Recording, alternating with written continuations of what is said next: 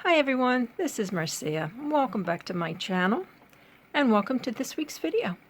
I hope everyone is doing well. I'm going to keep this very short this week.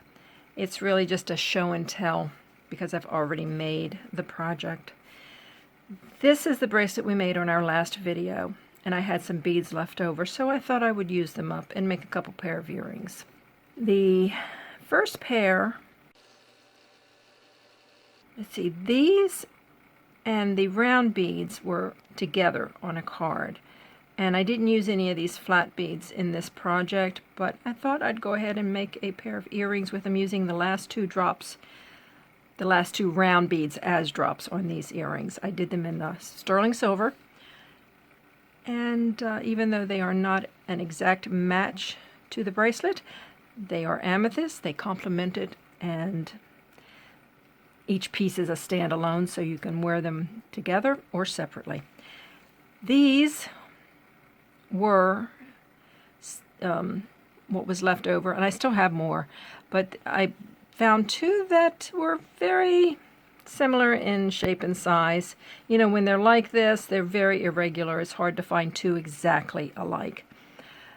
But I did find two close enough to make earrings out of. These were not part of these beads that I used. They were from another project months ago, probably almost a year ago. They are amethyst beads, and I thought they looked nice. Again, sterling silver, head pin, and lever back ear wires. This really does match better. But each one,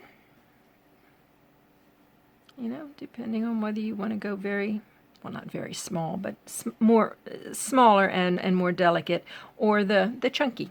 You can't go wrong with amethyst and sterling.